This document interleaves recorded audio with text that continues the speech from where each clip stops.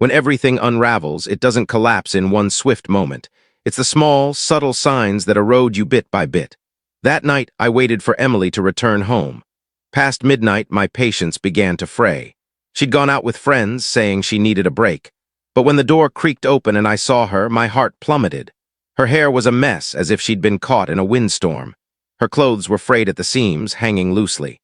And then I noticed something else, something undeniable. A faint, unmistakable dampness on her legs. I stood rooted to the spot.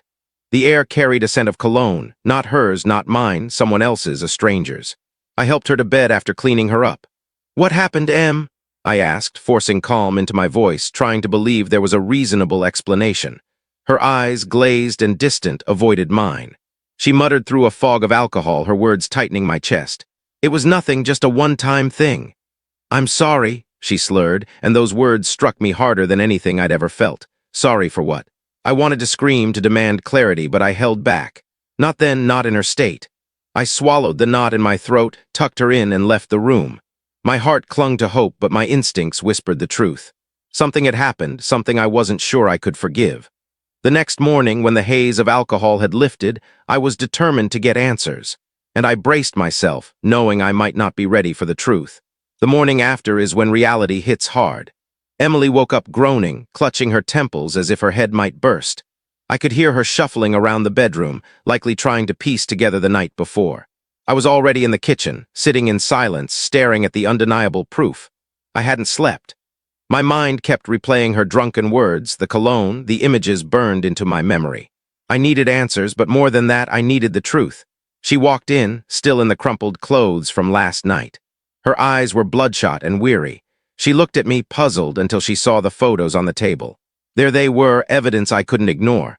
A close-up of the stains on her skirt, a faint but clear handprint near her hip. I'd taken those photos the night before, not to be cruel, but to capture what I couldn't yet process. "Do you even remember what you did last night?" I asked, my voice shaking, not from anger, but from the pain gnawing at my chest. Her face crumpled, and I saw it. The panic, the guilt, the dawning realization. She didn't need to ask what I meant. She already knew. Emily broke down right there in the kitchen. Her shoulders shook as tears poured down her face. "I'm sorry," she sobbed. "I didn't mean for it to happen. It was a mistake." Her words cut through me, sharp and cold. "A mistake," I said, cutting her off. "You didn't just stumble into this, you chose it. You went to that bar, got drunk, and let another man sleep with you." She tried to explain, to justify it with her drunken state, but I wasn't convinced. Her tears no longer moved me. They felt empty, like the excuses she was making. That's when it hit me. She wasn't just apologizing to me. She was trying to ease her own guilt, and that hurt more than anything. She didn't fully grasp the damage she'd done to us, to our marriage. I couldn't listen anymore. I stood up, looked her in the eyes, and said, "I need some space." Then I walked out, leaving her alone with the mess she'd made. You can't just brush something like this aside. Not when your trust has been shattered. Not when every fiber of you is screaming for answers. I tried. God knows I tried to push it out of my mind. But the questions kept gnawing at me. Who was he? Why her? And most of all, how long had this been going on? Emily's drunken confession was vague, fragmented, but it gave me enough to start digging. A name, Ethan. That was all I needed to begin. It didn't take long to find him. With social media, connecting the dots is simple when you're driven. Ethan was exactly the type you'd imagine. Slick, successful, dripping with charm. The kind who could talk his way into or out of anything. But what hit me harder was something worse.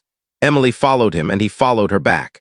This wasn't some random stranger. They knew each other. One detail blindsided me completely. Ethan was married, not just married, but a father. His social media was packed with photos of a picture-perfect family. Vacation pictures, birthday parties, lazy Sunday mornings at home, all proudly posted on his profile. He seemed like a man who had it all. But then again, so had I, and look where that left me. The deeper I dug, the more the pieces fell into place. I needed to know how deep this connection ran. Emily's phone was my next step. She didn't know I was watching, but I had to uncover the full story. Late at night, while she slept, I unlocked it. That's when I found the messages. They were brief, casual, but incriminating. Ethan knew she'd be at the bar that night. Their conversation was light, just enough to set the stage. He showed up because he knew she'd be there. This wasn't a chance encounter. It was planned. My hands shook as I read their exchanges. The texts weren't long, but they didn't need to be. The evidence was clear. This wasn't a spontaneous lapse in judgment. It was intentional. Maybe they hadn't spelled it out explicitly, but it was enough to see they both knew what they were doing. That night, I made a choice. Ethan's wife deserved to know the truth about the man she'd married. She needed to see who he really was. And after I dealt with him, I'd turn my focus back to Emily. The divorce papers were already in motion, but I needed closure before I could fully move on. I had a name. I had the evidence. And now I had a plan. This wasn't about vengeance. It was about fairness. If my marriage was falling apart, his wouldn't escape untouched. I wrestled with whether to contact his wife, Laura. Some might say it wasn't my place, but I disagreed.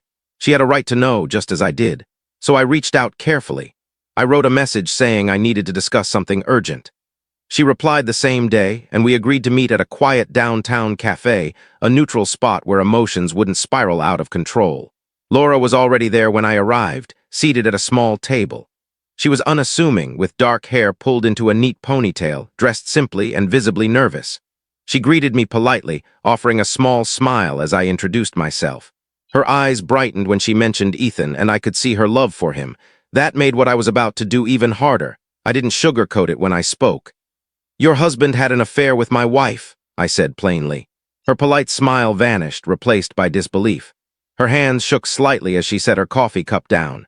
For a moment, she didn't speak, just stared as if my words couldn't possibly be true.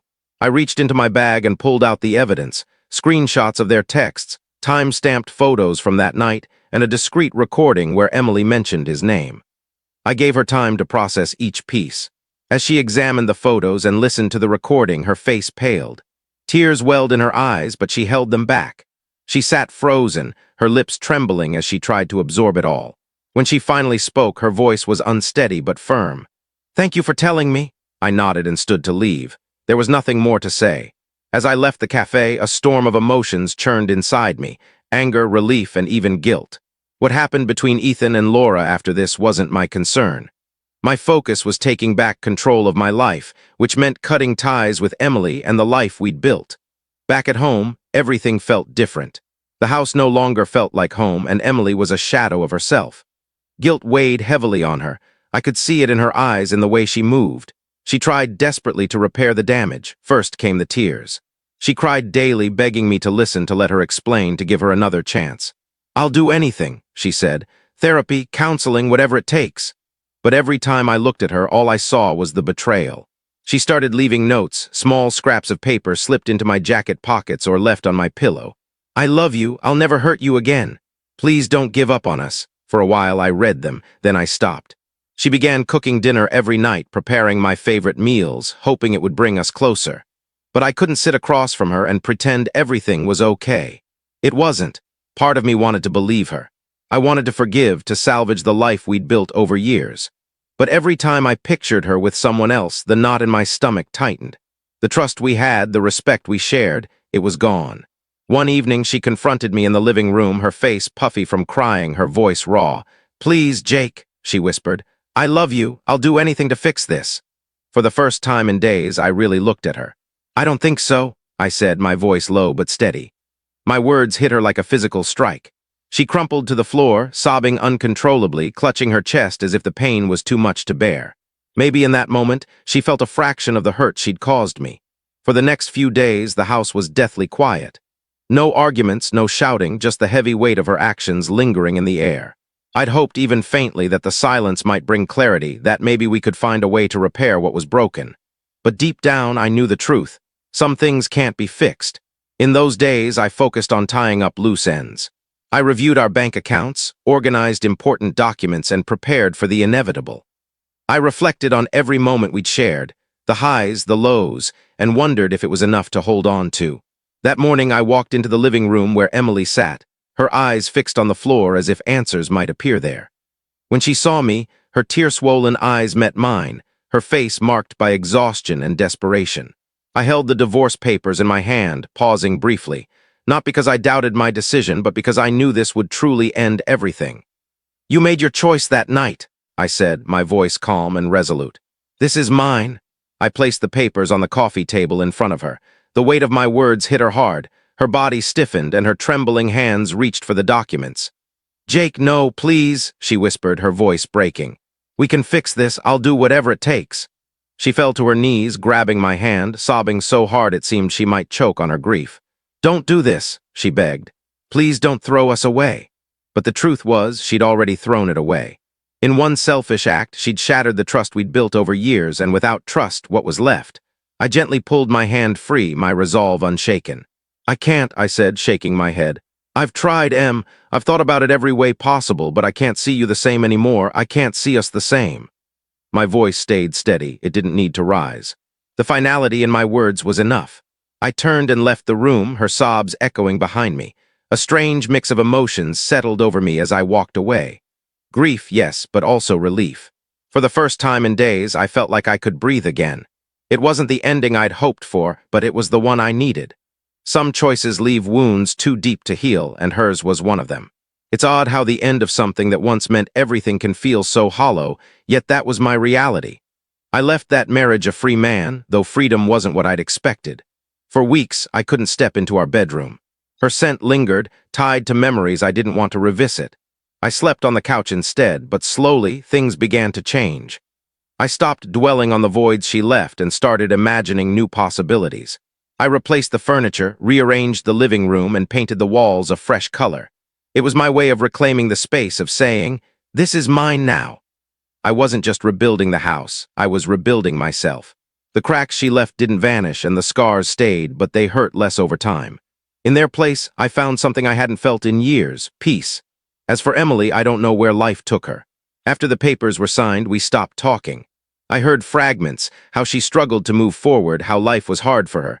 People say time heals all wounds, but I don't buy it. Time doesn't erase pain. It teaches you to live with it, to grow around it. For me, that meant embracing solitude. I'd rather live in quiet contentment than in a marriage tainted by betrayal. And for Emily, I hope she finds a way to live with her choices, not for me, but for herself. In the end, we both lost something. I lost a wife I thought I knew, and she lost the life we'd built together. But the difference is, I gained something more valuable. I found myself, and that above all was worth every painful step. So if you enjoyed this story, please give it a thumbs up and follow our channel. And don't forget to hit the notification bell.